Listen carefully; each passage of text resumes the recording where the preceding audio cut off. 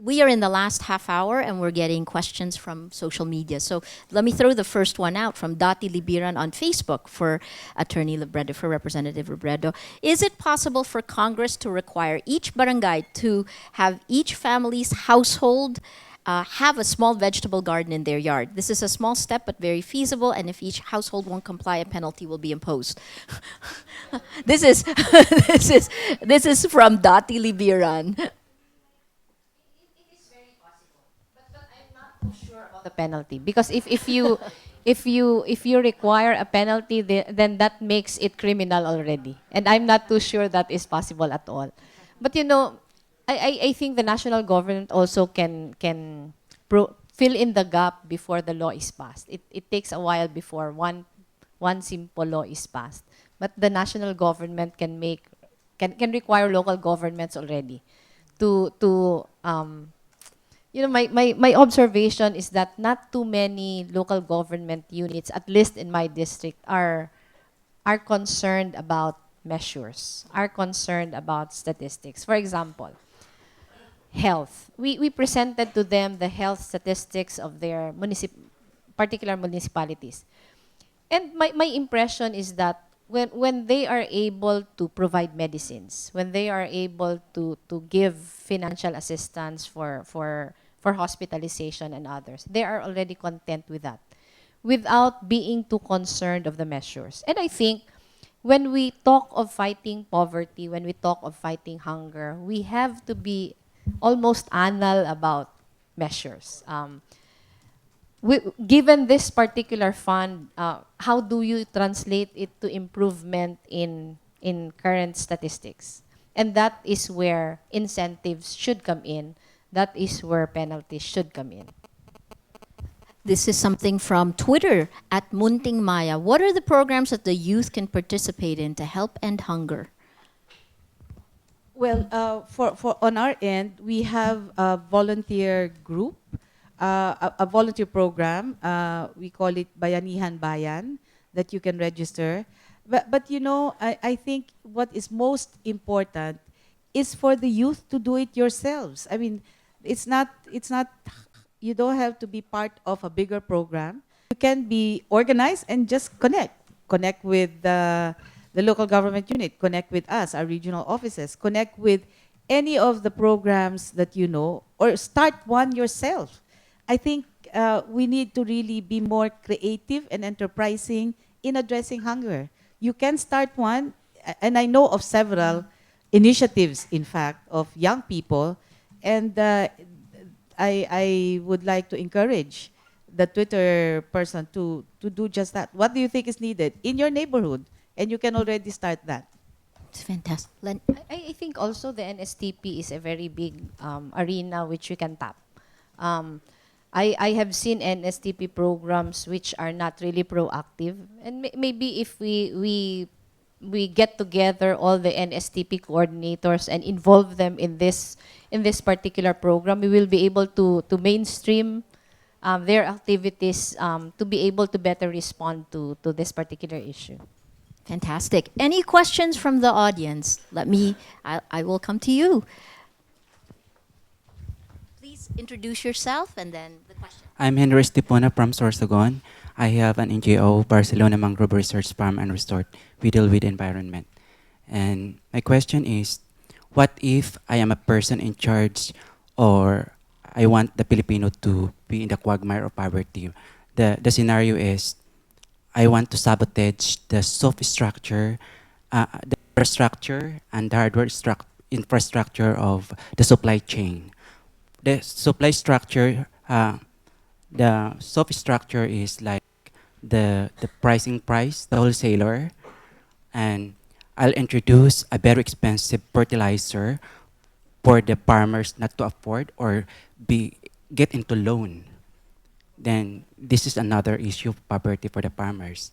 And another scenario is, I let smugglers to come in order to compete with the current rice price. What will you do? Safeguards. Well, first of all, the proactive one on the second point, is to link the small farm owners to the market, as what we are doing in social assistance. Meaning, the small farm owners will now sell directly to the buyer, which are the daycare center workers. Uh, on the on the smuggling side, catch the smugglers, put them in jail. That's what they should be done, and that should be done. And that's, I think that's part of what is being addressed with a great difficulty. But yes, put them in jail. That's the way. And how will the citizens help? Tell us. Come in with evidence, because it will not happen if there are no people conniving. And I think that's the most important thing. On the first one, I think this is the Secretary of Agriculture who's promoting organic farming, uh, trying to battle the age-old technology that has been introduced to us on high-yielding varieties. He's been trying to change that and do a combination without compromising the supply chain. So that's really, I think, a big challenge. So if there will be, in Sorsogon, if there will be more people moving into organic farming as opposed to chemical-based farming, and prove that it is profitable, and it is actually proving that, uh, s- then you can change the face of the earth. I know of two initiatives. One is the Organic Farming Network and the Masipag technology, which already many farmers are using and are getting quite a bit of profit because they're using no fertilizer and how do you call the pesticide that's not used? Pest management, which is not using chemicals alone. Uh, integrated pest management. Thank you. Any questions from the audience, please? Please introduce yourself and then throw your question. Thank you. I am Max de Mesa from the Philippine Alliance of Human Rights Advocates. We are linking with several groups, not only for Yolanda, but in relation also to the right to food. First, thank you very much for the input, particularly for the inspiring example of Naga. And I think I'll just begin from there in relation to the need of addressing something in relation to governance itself. There are several questions, but I like to point out that despite the incentives and also the carrot, there is need really for legislation in relation to right to food, to be able to help out in ending hunger. And I think this is one place wherein crossing political barriers would be helpful. In fact, there is a bill, at least that is also pushed by our groups, both from the human rights and also other farmers, a food bill that has been recently put forward. And I hope that there will be a crossing of political lines in relation to this aspect that you put together with your programs and also positive outcomes in relation to that kind, to put it into a law that sometimes that LGUs would need a law to be able to push them, as we have experienced. No? The other aspect is in relation to defining from a human rights point of view, in relation to ending hunger. How would you, Secretary Dinky, be able to find out up to where the state obligations come in relation to the right to food, and also where there is a coming in of other actors wherein it does not take over state obligations? Although, of course, in crisis, there are times when they overlap and have to take care in the meantime. But to be able to ensure that the state obligations also is going to be monitored by citizens, that this is a state obligation and not a citizen's part. Maybe this is one area wherein we also have to help one another, what really has to be done and up to what point. Actually, the case in point I'm pointing into is like in the Yolanda, wherein the private sector is coming in to be able to help in the areas. Who will define the trajectories of this in relation to the devastated areas? And one of the questions we pose is that, is rehabilitation rehabilitating people in their former poverty and tenancy? Or are we going to build better quality of lives wherein land reform and other aspects are also going to look into? It's not, of course, a 3-month project, but wherein institutionalizing this kind of projection might be helpful. What would be something that you might be able to share with us regarding how you would look at it from a rights point of view regarding state obligations and other actors' part? Thank you. Legislative, yes. I'd like to answer that by saying that it doesn't have to be government versus private, because it can be both. I am sorry to make Naga another example for this. But you know, private sector participation, people participation in Naga has been institutionalized, and it proved to be a very effective governance tool, in the sense that the city government created an environment for direct people participation in all areas of governance. And in return, private citizens became more trusting of their government. The constituency became more collaborative and cooperative. And I think the Naga City model can be replicated in a nationwide scale, in the sense that if government becomes more open to people participation, then perhaps we can institutionalize. I actually have a pending bill regarding the institutionalization of people participation in governance. Last week, we just passed the bill institutionalizing the grassroots participation in budget processing. But I think we can always pass laws providing for the creation of an environment where people participation is welcome. It doesn't have to be an or, but it can be an and all the time. Secretary Dinky? Yes. First of all, on the first part of the question, I think the legislation on that is definitely something we support, and we will be working closely with many of the legislators who are there to actually legislate laws that will provide for a rights-based approach. The private sector is coming in only on 4 areas: education, health, livelihood, and shelter, which means everything else is being done by national government. And when I say education, health, livelihood, and shelter, it means pockets of development. They're not covering all of it. I'll give you an example. In Tacloban, it's the Eastern Visayas Medical Center that ICTSI is building, and that's about it. But all the barangay health units, all the rural health units will be undertaken by the national government. And there is already 30 billion that has been allocated, and you have done that through supplementary budget of 2013, which is what we are using at this point in rebuilding basically the district hospitals and the rural health clinics first. Just as an example, how is building back better? First, it is really to ensure that all infrastructure that's built, from the houses to the roads to the public buildings, follow a standard that can withstand 300 kilometers per hour wind.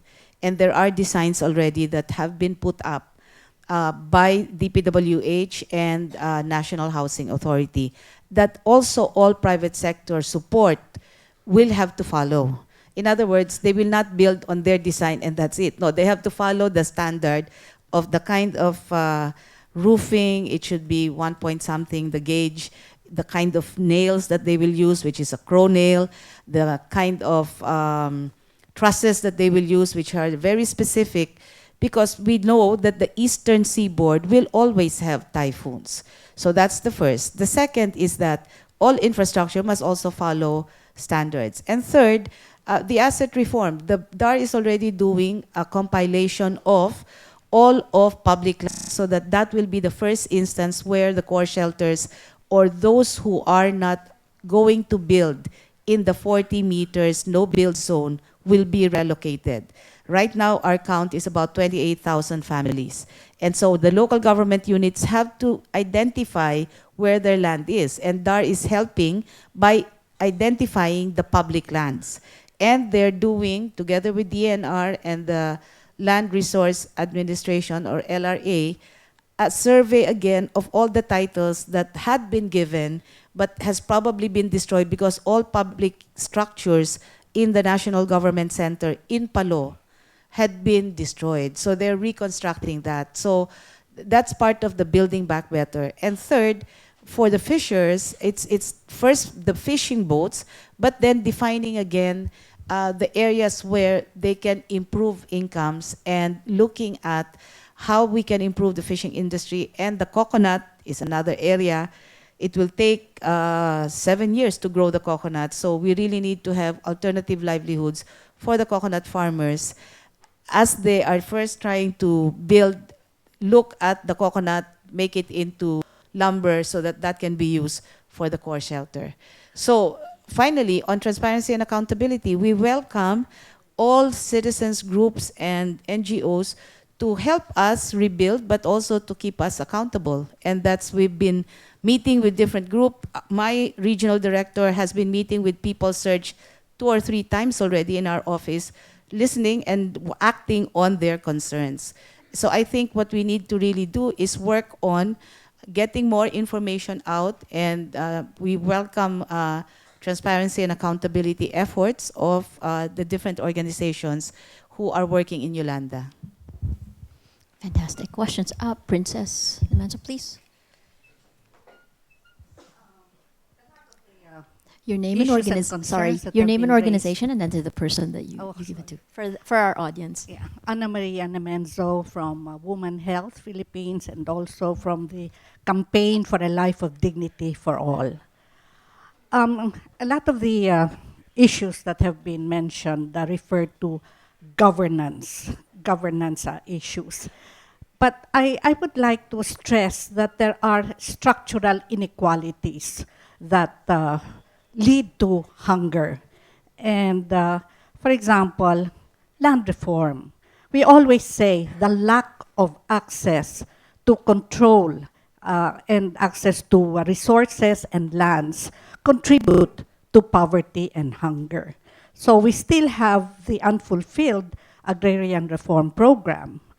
I think there should also be a review, a serious review of the privatization policies that have become, a dominant strategy. I know the government has proposed or has adopted the 3 Ps, the 3 Ps, public-private partnership.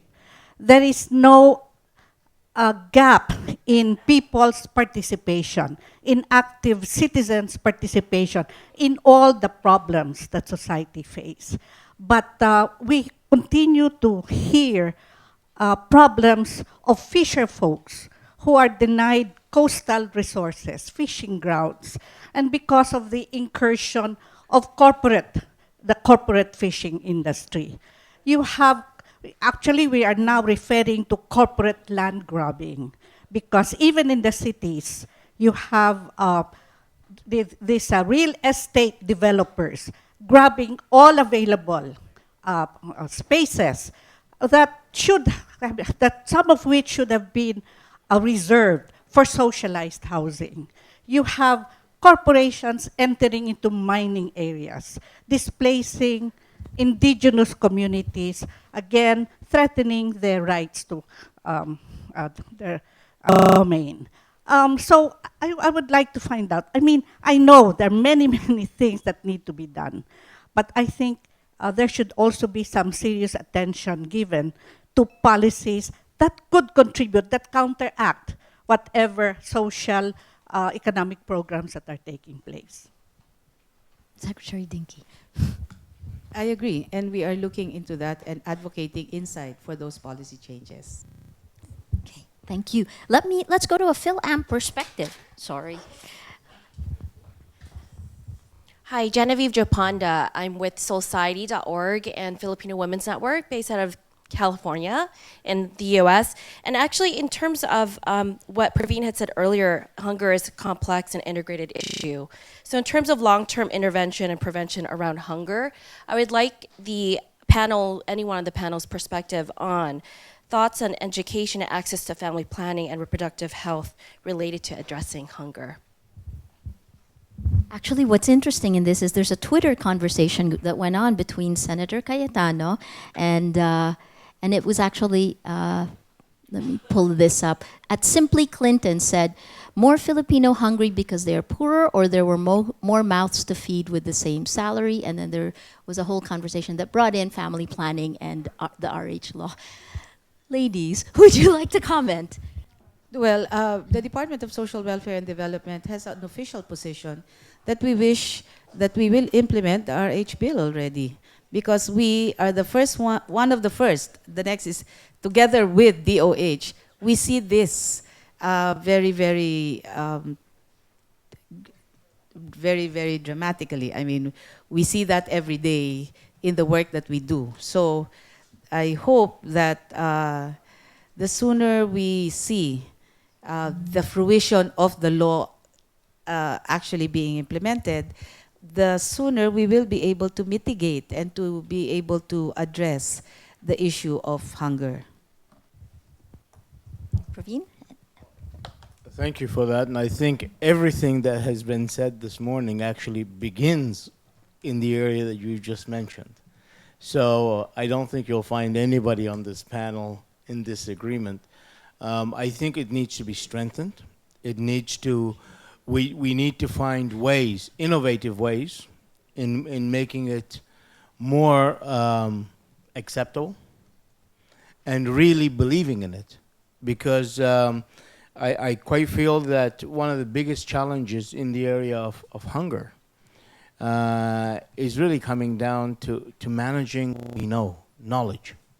It is coming to, are we communicating it well enough? And I think today, with this Hunger Project and being on live and with all our audience, I think we need to find fora in which we can actually communicate this in a meaningful way. But not only in these forums, but for the people themselves who are daily affected. One of the biggest issues, and it was mentioned, I think, in the very beginning, in the opening by Chai, is the people themselves that produce the food are the biggest victims. And this is not only for agricultural, it is for all areas. I think we need to find ways that partner. I think there's too many actions that are going on independently, and we need to bring them together, find synergies. I hate this word, but it slipped out. But we need to find ways to get together in a meaningful way that is going to lead to results. I'm a great believer in small things. If we can just do one small thing and make it work, I think that will make a difference. And I think if we do hundreds of little small things every day, then that will make the big thing work. And finally, I think we need to do it in a way that is self-perpetuating. It doesn't need to be taught. It needs to be a way of life, and that goes back to changing mindsets. It goes to ensuring ownership, empowerment, so we don't have to think about it, we just do it. And I think your area, what you just mentioned, is fundamental for that. Fantastic. We have time for one last question. Please state your name and the organization and your question. Thank you. I'm Reina Chris Villaluna. I'm from the People's Coalition on Food Sovereignty. Yeah, we commend that. Thank you for presenting the Brazilian self-reliant farming practice in the community. But I think that's really applicable to the Philippines as well. However, like what a fellow from the back said a while ago, Carper will be ending this coming June. So what now are the concrete long-term projects of DA, DSWD, and other government organizations in the Philippines regarding the land distribution particularly, which is actually the vital element of self-sustaining and self-sufficient farming in the Philippines. Philippines is actually the rural population and the farmers are actually the largest population in the Philippines. And yes, we recognize that the CCT and the feeding programs that the government organizations are actually launching to provinces and poor communities in the country is actually helping. But this actually seem bondage solutions. So what now are the concrete long-term plans of the government regarding this prolonged issue of hunger and poverty in the Philippines? Because you know, Carper is running for like 25 to 27 years now.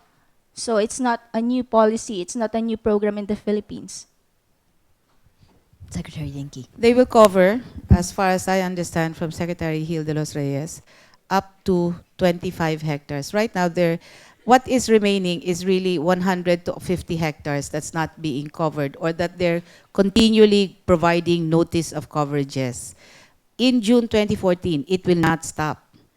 As long as the notice of coverage has been given, they will continue to work on the land distribution. He admits that he may have problems in covering 10 hectares and below, because the retention limit is 5 hectares. So he doesn't think that he will be able to cover 10 hectares and below. But they are, right now, the commitment that has been given is that by June 2014, all of the private agricultural land should have received notice of coverages. Okay, please go ahead, Representative Robredo. May I just add to what Secretary Dinky said? I was in a meeting regarding the impending deadline in June, and one of the things that was being discussed is, would it be required of us, Congress, to extend the deadline? Because of the fact that there is still so much work to be done. It is an ongoing, I am not part of the Agrarian Reform Committee, but I was privileged to be in a discussion. We are trying to look at it in more concrete terms, in the sense that how much has not yet been awarded, what are the reasons why they have not yet been awarded. If there is a need to extend the deadline, we would. But what are the implications if the deadline would be extended? Okay, fantastic. Let me throw one last question. And it came from Twitter, but she's sitting right here in the room. I saw it cross, and I thought it was interesting. From Chai Hofilenya, at Chai Hofilenya. How do you insulate the process from too much patronage, especially on the part of local officials? For us, it's making it a citizen-led process. We have a community-driven development program hand in hand with the conditional cash transfer. Right now, the parent leaders are the ones who are leading and organizing the partner beneficiaries. They're grouped into 25 to 30.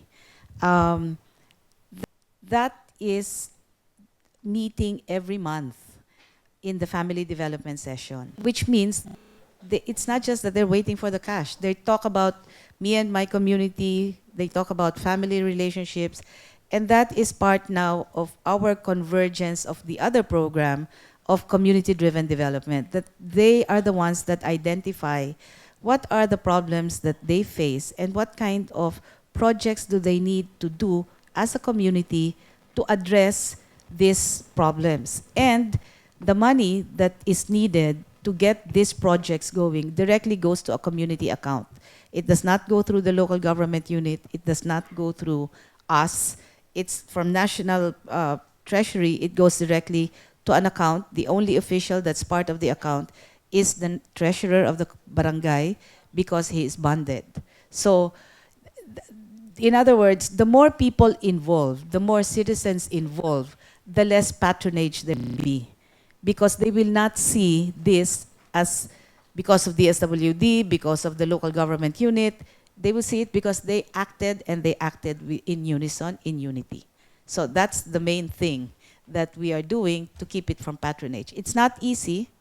It's not going, the cultural and ethnic dimensions come in, but we've been doing this program for 8 years. And we have had very encouraging success of people taking on the power and taking on the changes in their community. Fantastic. Thank you very much. Let me throw it back to the panel for their final thoughts as we wrap this up. I'll start with Praveen, then we'll go to Representative Eleni and Secretary Dinky. Praveen, please, Thank from you. the World Food And Program. In closing, I'd just like to say that this has been a great opportunity.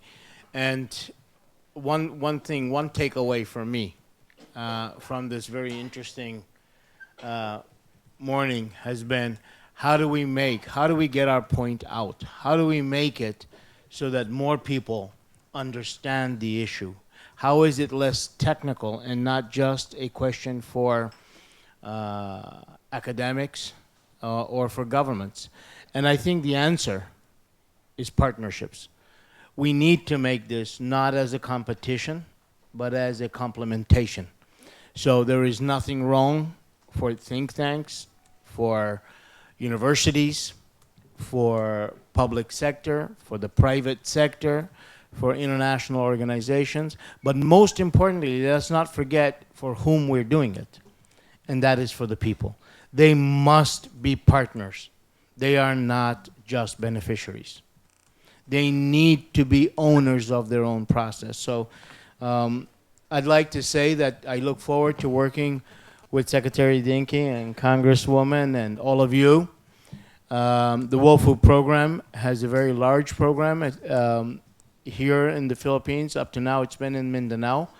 But due to the various emergencies the country has been facing, we're now addressing the issue with Secretary Dinky to see in what ways more could we work.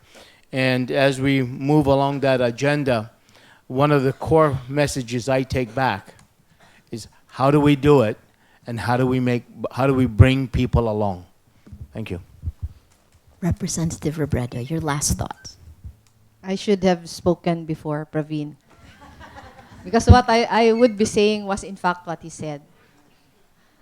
The poor households cannot just be made beneficiaries, but they should be partners. I am talking from one who has spent so much time on the ground. I was a community organizer for a very long time. The people on the ground do not really understand theories. They do not understand trafficking. They do not understand violence. They do not understand these things. So we have to make very concrete steps.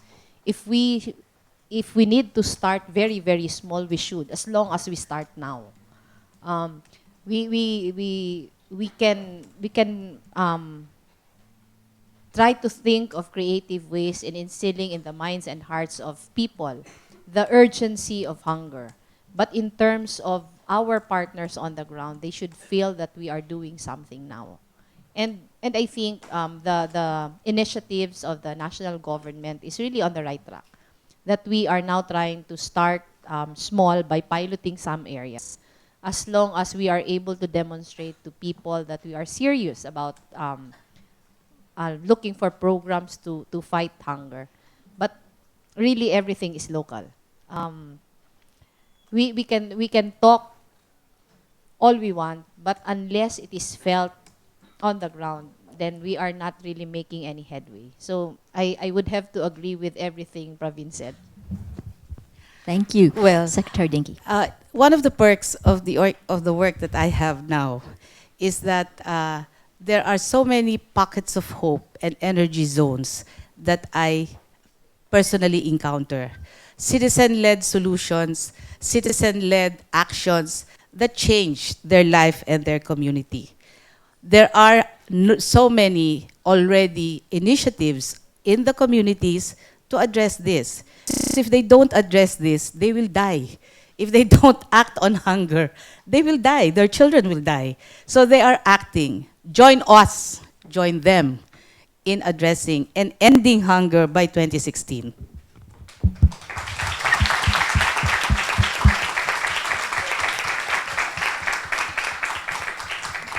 Thank you so much. It has been a great time talking about hashtag Hunger Project, a complex issue, but boiled down to very concrete terms by our very esteemed panel. The discussion went from agrarian and market reforms to women's issues, women in their homes, pregnancy, malnutrition, the RH law, down to Secretary Dinky's call to action, civic engagement, the democracy, our reforms are as strong as the people who are part of the democracy. And that's part of what we want to do with hashtag Hunger Project. We'll continue this initiative. Go on the site, hashtag Hunger Project. The conversation on social media will continue. Spread the word, make it ripple. Let's fight hunger. Thank you. I'm Maria Ressa. Join us again next week.